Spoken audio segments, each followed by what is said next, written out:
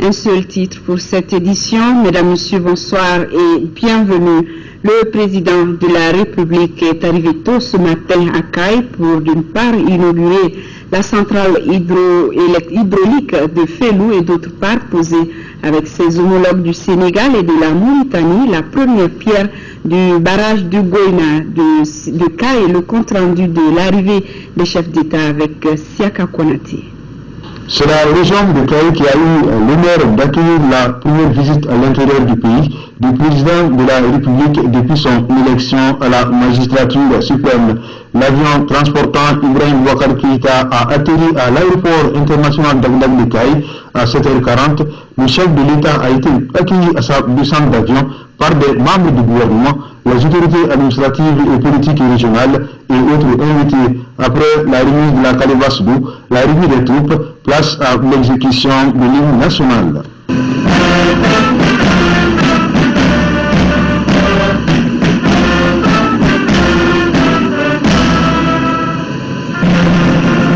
Ensuite, l'avion du Premier ministre guinéen Mohamed Saïd Fofana s'est posé sur le tarmac de l'aéroport d'Agdag. Il est suivi de celui du président sénégalais Macky Sall et la boucle est bouclée par le président mauritanien Mohamed Ould Abdel Aziz, président en exercice de la conférence des chefs d'État et de gouvernement de l'Organisation pour la mise en valeur du fleuve Sénégal. La population caïsienne est sortie nombreuse pour réserver un accueil digne de ce nom au président Ibrahim Boubacar Keïta et à ses hôtes de marque.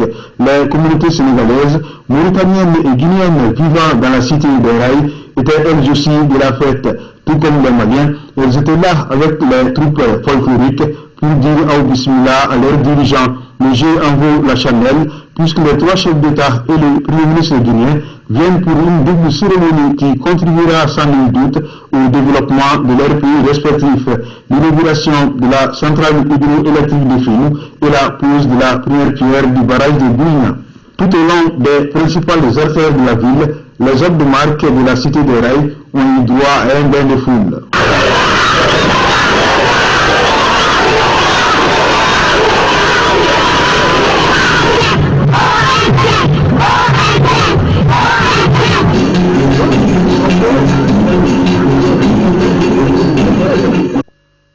Les présidents maliens, sénégalais, mauritaniens ainsi que le Premier ministre guinéen ont donc procédé ensemble à la coupure du ruban symbolique de la centrale de Fellou avec une capacité de production de 60 MW. Elle a été réalisée à près de 126 millions d'euros par les pays membres de l'OMVS et leurs partenaires. Mamadou Bagayoko. Le 17 décembre 2013, une date a déjà enregistré dans les annales de l'OMVS.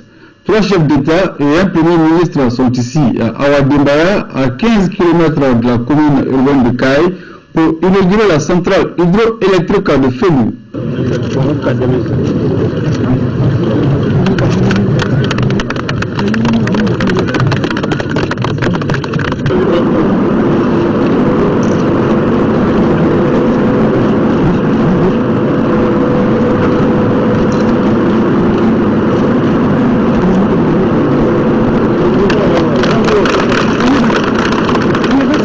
Après la découverte de la stèle suivie de la coupure du ruban symbolique, le président malien Ibrahim Boubacar Keïta, sénégalais Malik Sall et mauritanien Mohamed Abdelaziz, ainsi que le premier ministre guinéen ont eu droit à une visite guidée de la centrale.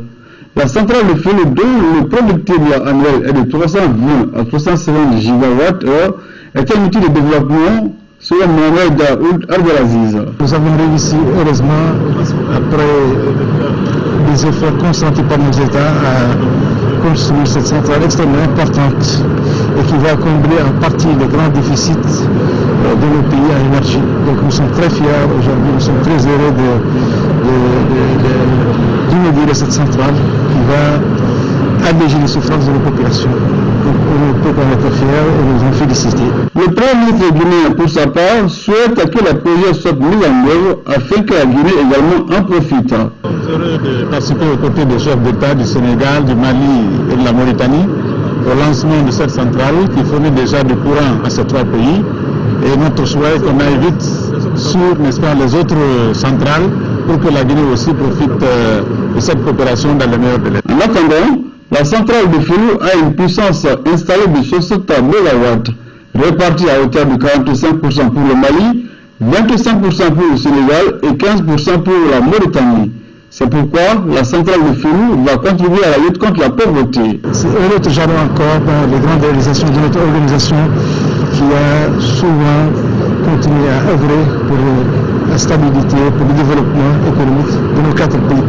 On a ensemble travaillé pour le développement de nos pays et pour aussi lutter contre la pauvreté dans notre pays.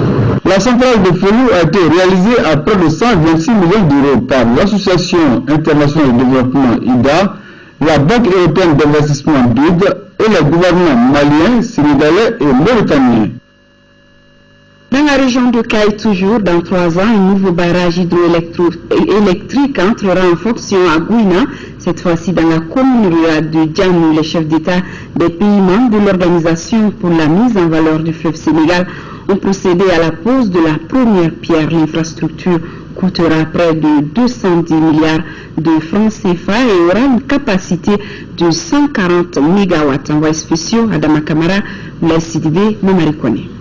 Avec la pose de la première pierre du barrage hydroélectrique de Gouinan, les pays membres de l'Organisation pour la mise en valeur du fleuve Sénégal viennent de franchir un pas supplémentaire dans la production d'électricité. D'un coût d'environ 210 milliards de francs CFA, ce projet est le fruit du partenariat entre l'OMVS et la coopération chinoise qui supporte 85% du coût. Très heureux d'accueillir cette réalisation sur son territoire, le maire de la commune rurale de Djamou s'attend déjà à des retombées.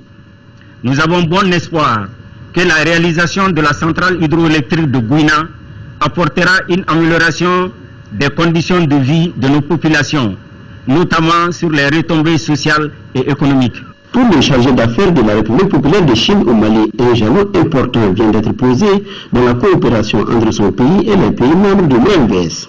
C'est non seulement la concrétisation d'un investissement de grande importance pour l'économie nationale et sous-régionale, mais aussi un point fort dans la coopération entre la Chine et l'Afrique. 41 ans après sa création, l'Organisation pour la mise en valeur du fleuve Sénégal a obtenu beaucoup d'avancées, parmi lesquelles la construction des barrages de Diamant, Manantali et Félou. Après avoir largement reçu la maîtrise de l'eau, l'organisation veut à présent donner un coup d'accélérateur à la validation des ressources de production d'énergie. Avec l'arrivée de la Guinée, le potentiel hydroélectrique du bassin est maintenant estimé à près de 1000 MW, dont seulement un quart est exploité. Donc nous avons de la chance pour aller de l'avant. Nous avons venant de 60 MW à Félou, 200 qui existent, et nous posons 140 MW.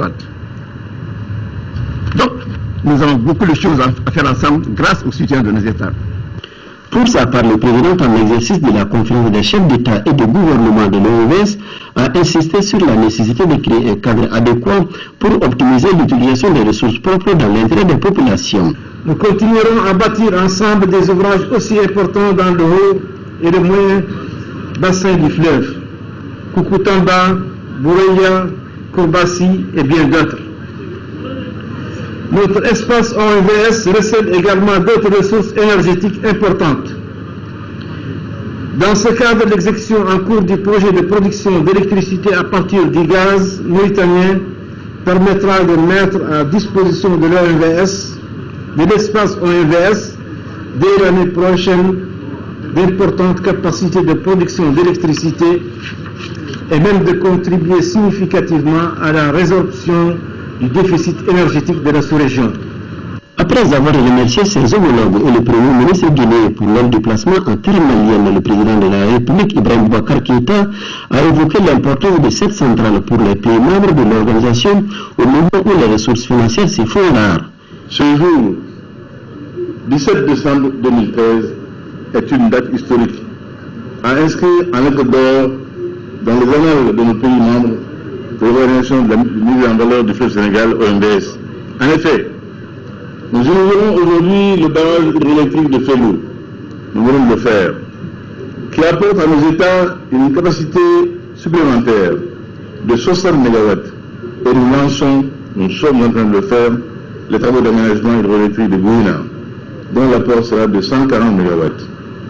Cette journée est donc le symbole de la réussite de notre outil commun, l'OMVS, un modèle d'intégration régionale en Afrique et qui chaque jour contribue à renforcer les liens séculaires d'amitié et de fraternité entre nos peuples.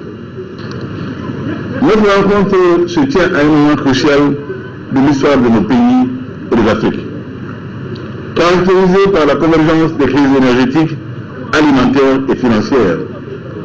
Devant les défis économiques, illustrés par la variabilité des prix du pétrole, de l'énergie, plus que tout autre,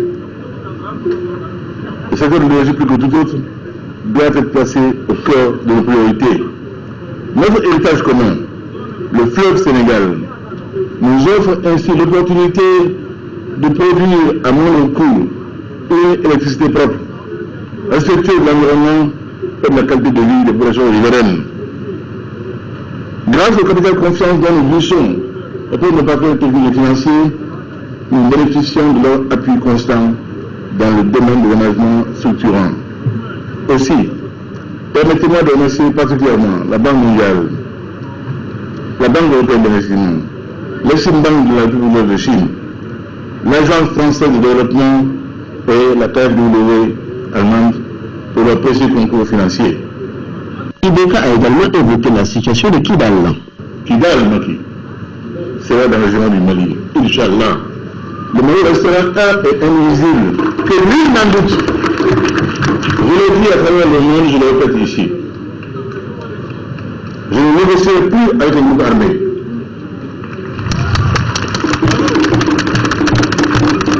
Ceux qui veulent la paix négocieront sans armes avec le gouvernement du Mali. Aucun rebelle ne saurait se hisser à ma hauteur pour discuter d'égal à égal. Cela n'est admis nulle part et cela ne sera pas admis par le gouvernement du Mali, par le gouvernement du Mali que je suis. Je le dis et je répète. Le président de la République a rendu un hommage mérité aux deux soldats sénégalais tués lors de l'attentat du 14 décembre dernier avant d'observer une minute de silence en leur mémoire.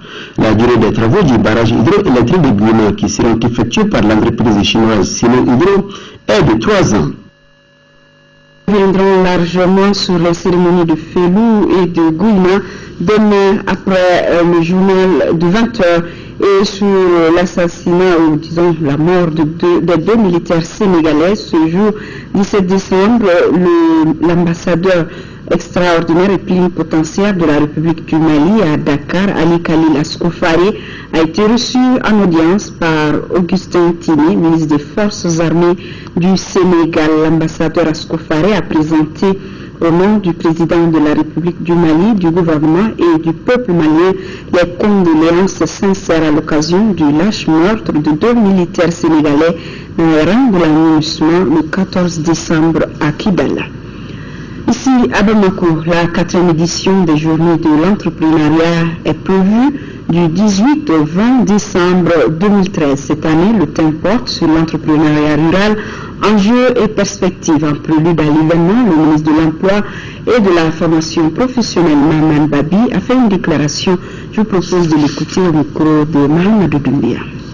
Jeunes du Mali, entrepreneurs, potentiels entrepreneurs, le ministère de l'Emploi et de la formation professionnelle, sous l'impulsion des plus hautes autorités de l'État, a mis en place une politique valorisant la promotion de l'auto-emploi par la création d'entreprises et celle de l'emploi salarié. Cette politique passe par plusieurs programmes et projets dont l'installation est favorisée par l'État. L'Agence pour la promotion de l'emploi des jeunes APEJ est créée pour accompagner, faciliter l'insertion des jeunes dans le tissu économique par la création et le développement des entreprises individuelles et la facilitation à l'adaptation aux surprises administratives par la mise à disposition de stages de qualification professionnelle soutenus par un dispositif clair et profitable aux jeunes. L'objectif des Journées nationales de l'entrepreneuriat cette année, c'est d'encourager les jeunes à s'engager dans le travail de la terre, à s'engager dans l'agriculture et le développement rural en général, afin de contribuer au développement social et économique de notre pays. Ces journées se dérouleront les 18, 19 et 20 décembre 2013 sous la haute présidence de son Excellence, M. le Premier ministre, chef du gouvernement, au CICP à partir de 14h. Et toujours en prélude de journée de l'entrepreneuriat jeune, l'Agence pour la promotion de l'emploi des jeunes APEJ a tenu un point de presse sur le thème entrepreneuriat rural, enjeux et perspectives pour informer l'opinion sur la tenue de cette édition consacrée au secteur rural. La Monketa compte rendu. Cette conférence de presse est un cadre d'échange initié par l'Agence pour la promotion de l'emploi des jeunes pour exposer devant les journalistes ses projets. Il s'agit de l'organisation de la 4e édition des Journées nationales de l'entrepreneuriat jeune, JNEJ 2013. Le choix du thème entrepreneuriat rural, enjeux et perspectives n'est pas fortuit.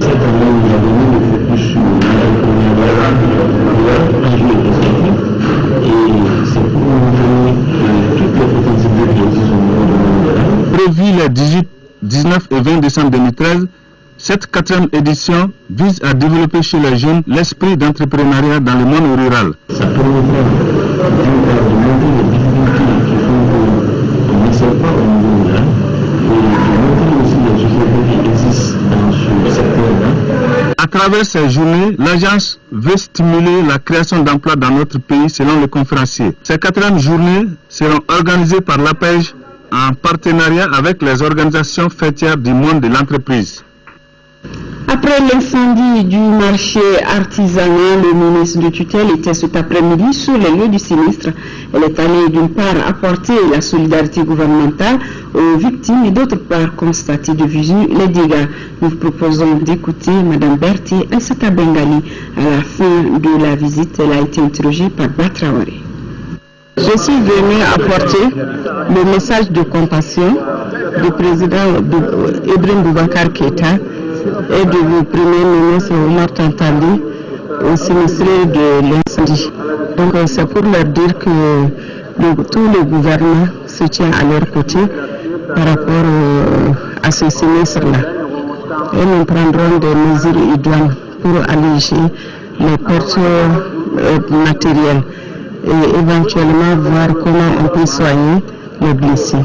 C'est vrai que nous avons rencontré le comité de crise qui est constitué entre autres du ministère de l'Artisanat, le ministère du Commerce et le ministère chargé du culte, et puis la coordination des commerçants, des artisans, pour gérer cette crise-là.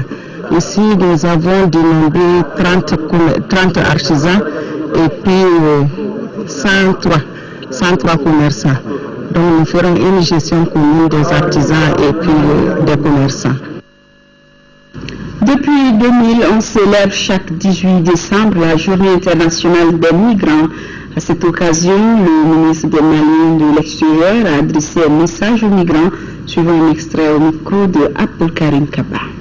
Si la migration apparaît aujourd'hui comme un signe des temps, elle est fortement ancrée dans la culture ancestrale de notre pays, le Mali, terre historique de brassage de populations diverses. Depuis les grands empires jusqu'à ce jour, cette soif de nos populations d'aller vers les autres, soit pour gagner la fortune, soit le savoir, ou tout simplement acquérir l'expérience de la vie, ne s'est jamais démenti. De même, l'hospitalité des Maliens reste légendaire. Avec la mondialisation, les flux migratoires ont pris d'importantes proportions. Selon les données de l'Organisation internationale pour les migrations, le nombre total de migrants internationaux dans le monde s'est accru la décennie écoulée, passant de 150 millions de personnes en 2000 à 214 millions en 2011. Les femmes constituent 49% de la population migrante mondiale. Cette année, la Journée internationale des migrants est célébrée dans un contexte particulier qui marque le retour de notre pays à la normalisation des institutions et la paix retrouvée.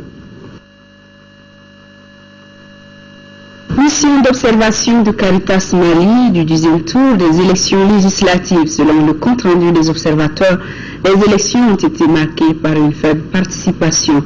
En dehors des remarques, Caritas Mali a aussi fait des propositions. Voyons avec Isaac Tienou.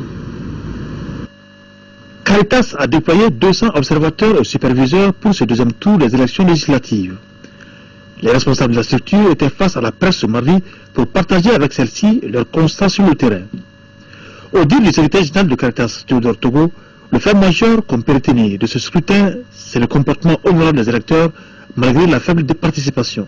Cette faible mobilisation des électeurs doit interpeller la classe politique, les autorités politiques, mais aussi de tous les acteurs du processus électoral, y compris les citoyens.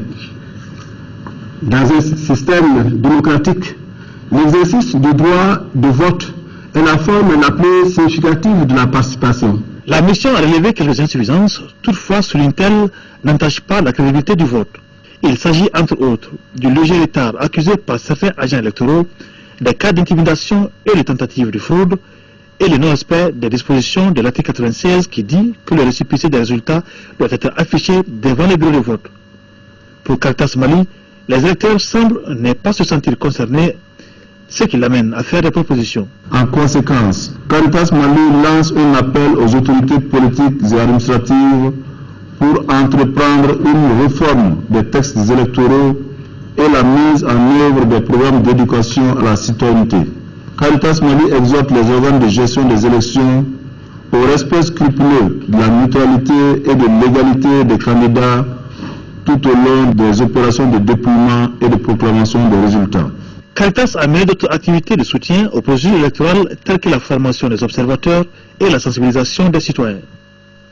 Nous poursuivons avec ce communiqué. Le président de l'Assemblée nationale porte à la connaissance des honorables députés qu'une séance plénière de la session ordinaire en cours se tiendra le jeudi 19 décembre 2013 et jour suivant s'il y a lieu à partir de 10h dans la salle Modibo Keïta.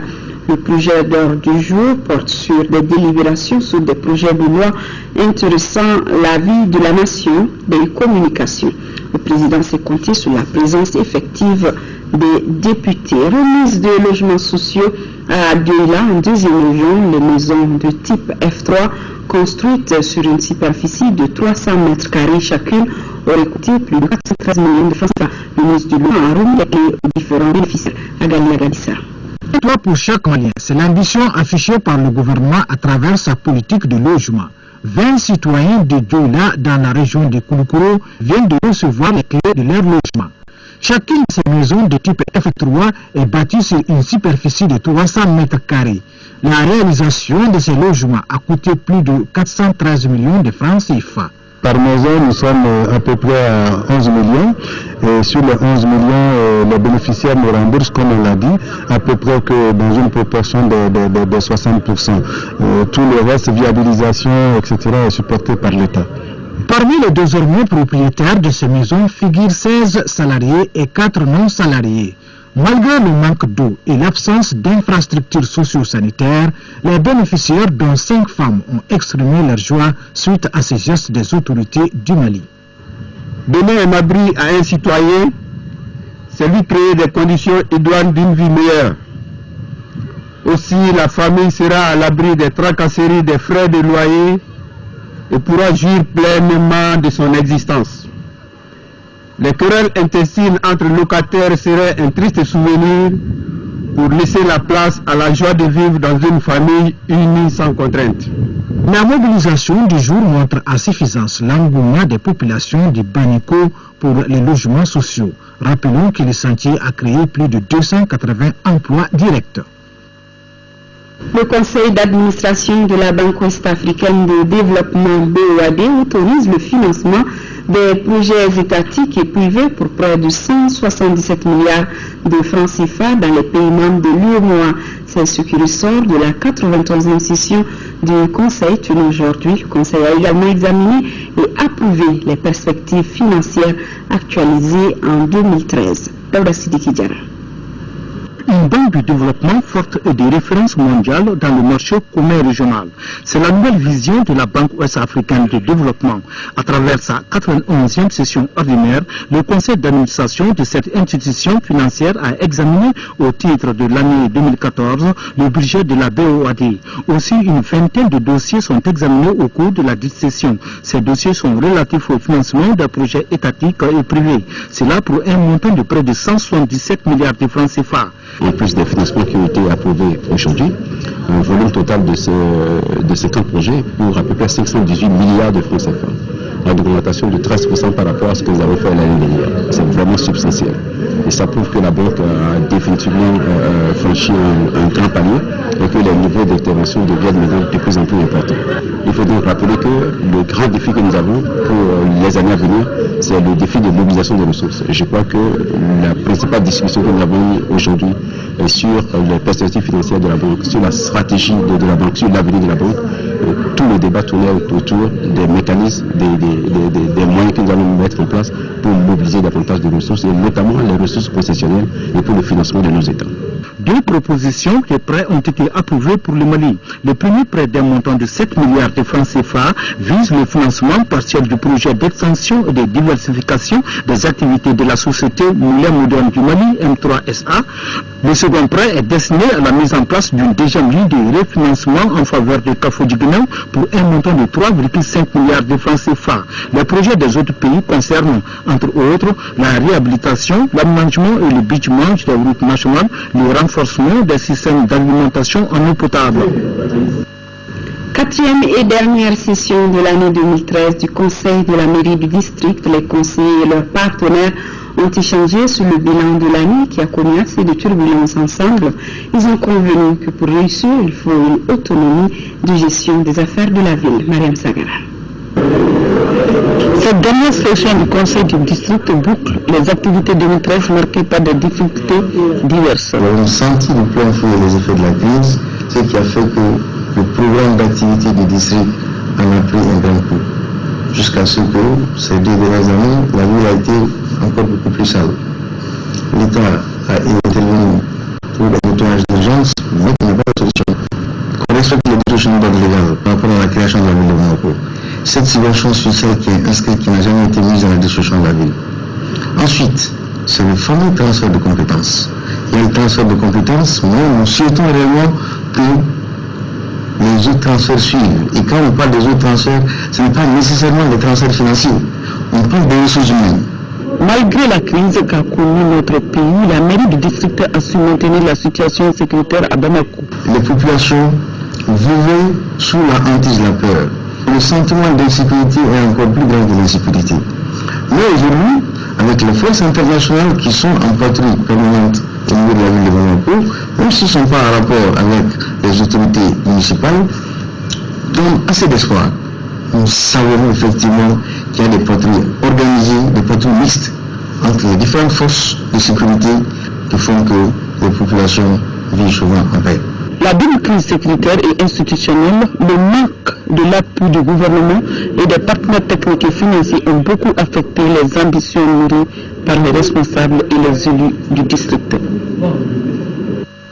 En 5e région, l'hôpital Soumine Dolo de Mopti vient de tenir la 12e session de son conseil d'administration, session au cours de laquelle il a été question de l'état des réalisations des activités médico-techniques de la structure au titre de l'année 2013 et des projections adéquates pour l'année 2014. Yacouba Mega, compte rendu.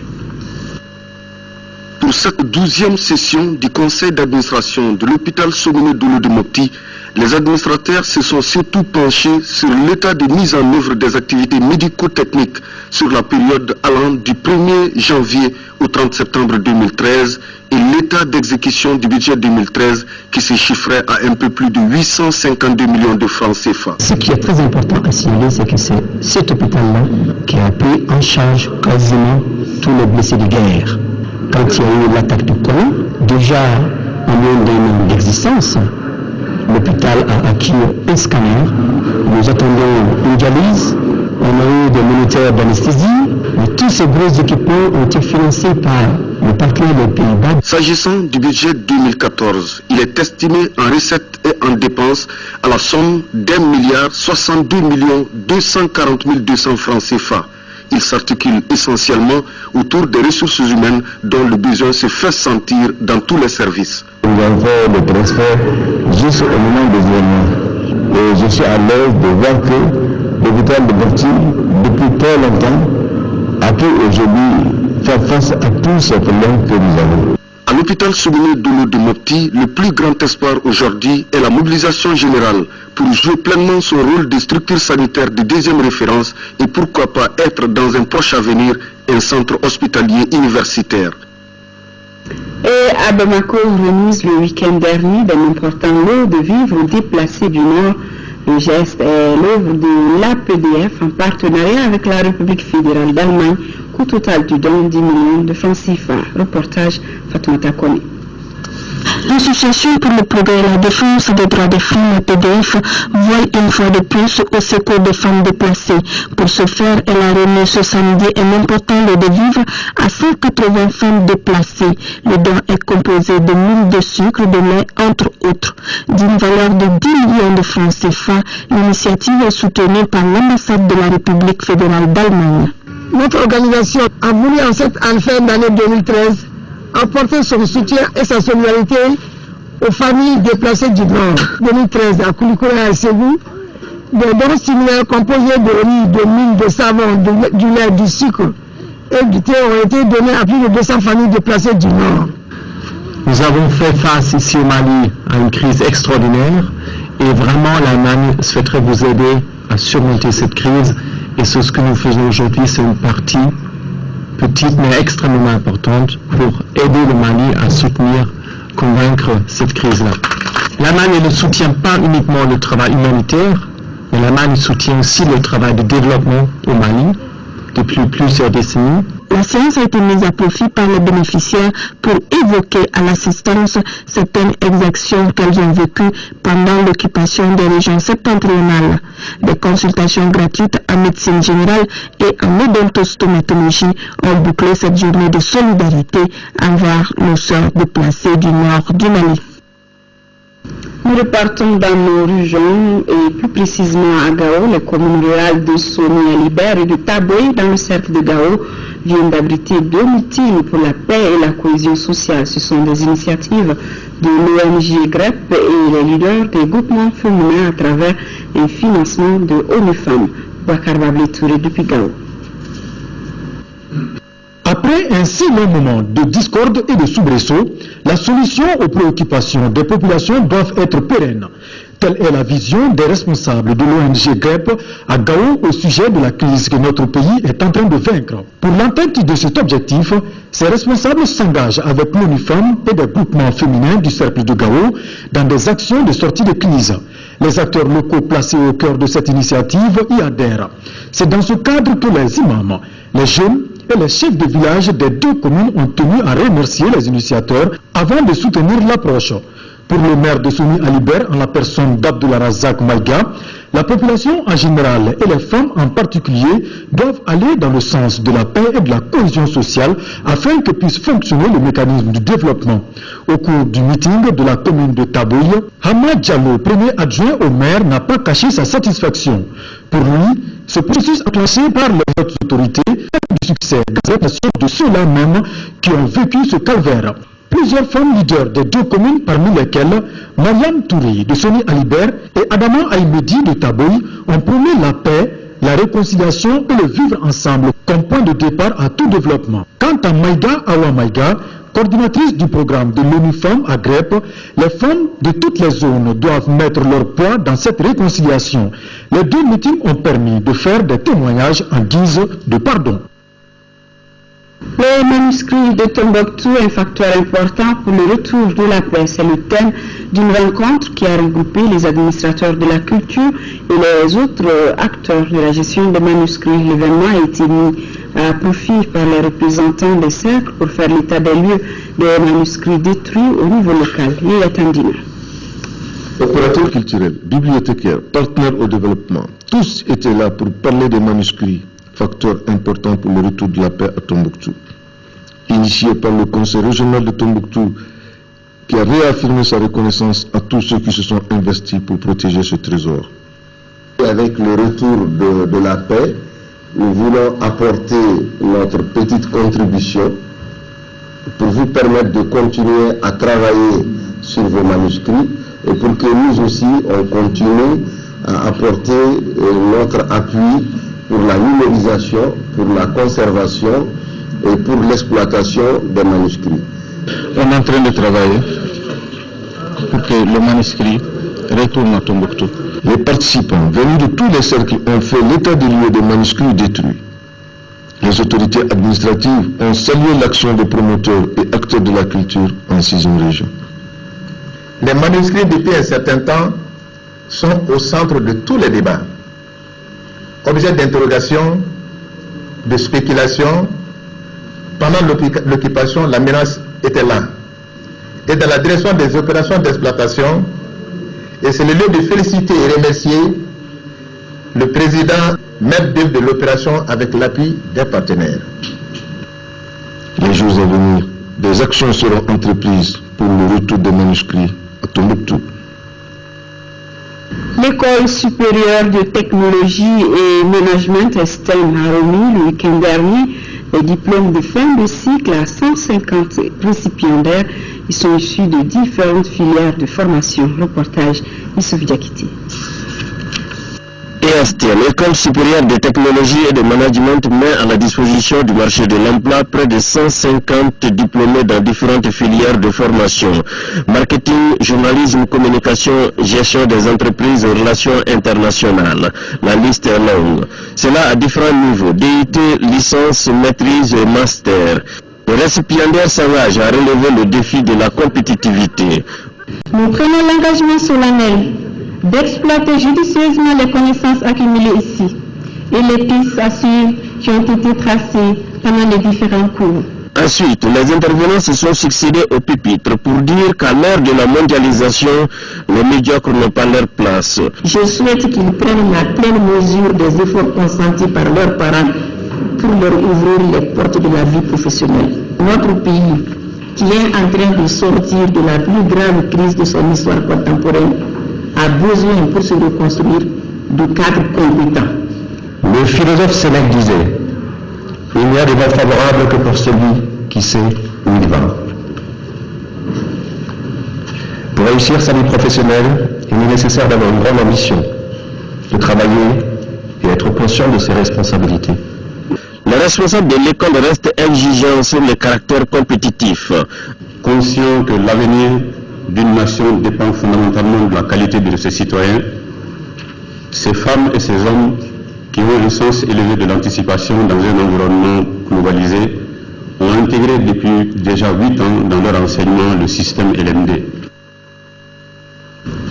Un bilan des résultats provisoires du second tour des législatives 2013, une erreur s'est glissée lorsque le ministre de l'administration territoriale annonçait la circonscription de Koro. Il fallait plutôt retenir que la liste ADEMA PSJ, CODEM, RPM a retenu 38 592 voix, soit 52,48%.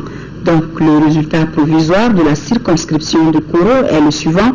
Liste ADEMA PSJ, CODEM, RPM, 38 592 voix, soit 52,48%. Liste PDS, URD, UM, RDA, Faso-Digui, 34 945 voix, soit 47,52%. Créée en 2007, l'Amicale des femmes de Orange Mali, AFOM, a organisé samedi dernier la 4e édition de sa nuit. Cette année, la nuit de l'Amicale des femmes de Orange Mali a été célébrée sous le thème « Le Mali dans sa diversité culturelle ». Abdul Karim Kaba, compte rendu. L'Amicale des femmes d'Orange Mali, dans la mouvance de la paix, de la cohésion sociale et de l'harmonie entre les ethnies, a commémoré la 4e édition de sa nuit. Cet événement cadre parfaitement avec l'actualité, d'où le thème « Le Mali dans sa diversité culturelle ». Occasion pour l'Amicale des femmes d'Orange Mali de présenter son bilan d'activité. Entre autres activités menées, la prise en charge des enfants en situation difficile, la remise des dons aux orphelins du VIH-Sida et aux femmes malades de l'hôpital de Pongé. On a organisé cette soirée pour célébrer la paix, l'unicité et la transparence. Des prestations d'artistes et un défilé haut de gamme des différentes ethnies du Mali ont meublé la soirée. Et le responsable du comité syndical de l'ORTM qui était ce matin face à la presse, objectif partager avec les journalistes les informations utiles relatives à l'organisation de la nuit culturelle traditionnelle dite nuit de la réconciliation. Nando Dambélé. À situation exceptionnelle, des solutions exceptionnelles. C'est en s'appuyant sur cet adage que le comité syndical de l'ORTM a transformé sa traditionnelle nuit Miss ORTM en nuit de la réconciliation nationale, objet de la présente conférence de presse. C'est pour apaiser les esprits des uns et des autres et donner le temps d'une vraie réconciliation nationale en faveur du peuple malien. Par l'organisation de cette nuit de la réconciliation nationale, à travers son comité syndical, se place en droite ligne de la politique gouvernementale. Pour ce faire, de grands moyens sont misés, plus de 50 millions de francs CFA pour l'organisation. Grande particularité de la soirée, la présence de toutes les communautés et la gratuité de l'accès au spectacle, mais conditionné au port d'une tenue traditionnelle. La tenue traditionnelle est une marque de réconciliation nationale aujourd'hui. Pour nous, c'est notre façon de voir, c'est pourquoi nous demandons à tout un chacun de fournir des efforts pour se mettre en tenue traditionnelle comme billet d'entrée à la soirée.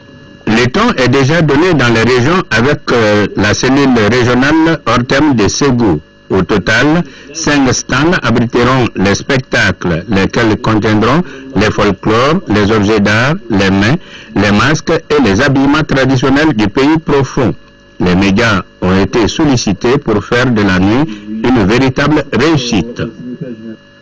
Et conférence de presse des responsables du cinéma numérique ambulant au Mali, l'objectif donner plus de visibilité à la structure dans le cadre de son partenariat avec Africalia Belgium. La présidente directrice exécutive du cinéma numérique, Madame Kadija Sidibi, donne les précisions au micro de Modou Bossoari. Le cinéma numérique, c'est le cinéma qui se déplace vers ses spectateurs. Donc on forme une salle en plein air où les hommes, les femmes, les enfants, tout le monde est là pour la diffusion de regarder un film africain avec le cinéma numérique en blanc. Le but de cette conférence, c'est la visibilité d'abord de Africalia Belgium, aussi de présenter les activités que nous avons menées depuis 2009 jusqu'à nos jours avec Africalia Belgium. C'est la structuration du cinéma numérique Afrique, le renforcement des capacités et la formation. Le public visé, c'est un milieu rural et quelquefois dans les périphériques de la grande ville. Alors, il y a un concept fondamental dans notre programme, c'est-à-dire tourner 10 fois 10 villages. C'est quoi ces projets-là? Tourner 10 fois 10 villages, c'est la tournée classique du cinéma numérique en blanc. Au tout début, la toute première projection en 2004 au Mali, c'est ce qu'on a choisi. On a choisi 10 villages dans les 4 coins du Mali de Bamako et nous sillonnons ces 10 villages-là. On revient 10 fois dans ces villages tous les 15 jours. Le thème, c'est sur l'éducation, c'est l'éducation d'hygiène et la santé, la scolarisation des enfants, et sur l'excision, sur le paludisme, il y a plusieurs sujets, ça dépend des partenaires. Le message que j'ai à lancer, il faut que les gens viennent vers le cinéma numérique pour faire plus de diffusion, plus de sensibilisation pour le changement de comportement de la population. Et sport football avec la 14e journée du championnat, les 11 créateurs traversent une période difficile car le derby de la commune 2 a été remporté par la Somme 1-0 face aux 11 créateurs. La rencontre a eu lieu au stade Modibo Keïta, compte rendu Diarra Konaté. Les 11 créateurs de Yerla peinent à retrouver leur mec dans ces championnats de Ligue 1, comptant pour la 4e journée. La Somme vient de réaliser une victoire précieuse, 1-0. Pourtant, ce derby communal s'est disputé de bout en bout. Les deux équipes regagnent les vestiaires sur le score nul des buts partout. Il a fallu attendre la seconde période pour assister au festival des ratés. Les défenseurs tranquilles jouent même avec le feu.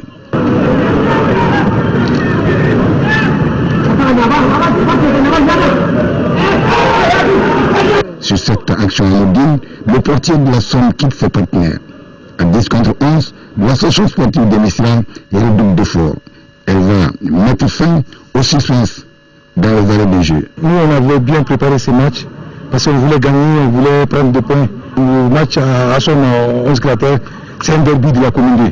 Donc on a essayé d'expliquer aux joueurs, quand on a perdu un joueur depuis en première mi-temps, donc on a essayé de rectifier notre tir, essayer de régler tactiquement notre système de jeu, on a changé, donc on a laissé l'adversaire venir et puis placer de contre. Vu les occasions ratées, je pense que la somme méritait de gagner. Donc quant à mon équipe, ils ont confondu vitesse et précipitation parce qu'à 10 contre 11, on pense que c'est un match facile alors que c'est seulement que ça devient difficile parce qu'ils sont regroupés autour de 16,50 m. Il fallait jouer en une double, provoquer la défense pour avoir beaucoup de force ou des idées. Mais c'est ce qui nous a manqué. La somme totalise désormais 7 points et les 11 créateurs de Yerla restent bloqués à 1 point. Voilà, je vais donc vous reprendre cette information en donnant les résultats des élections législatives 2013. Une erreur s'est glissée lorsque le ministre de l'administration territoriale annonçait la circonscription de Koro. Il fallait plutôt retenir que la liste Adema PSJ Codem RPM a obtenu 38 592 voix, soit 52,48%. Donc le résultat provisoire de la circonscription de Koro est le suivant. Liste Adema PSJ Codem RPM, 38 592 voix, soit 52,48%. Liste PDS URD UMRDF Assodigi, 34 945 voix, soit 47,52%. Point final de cette édition. Merci pour votre fidélité.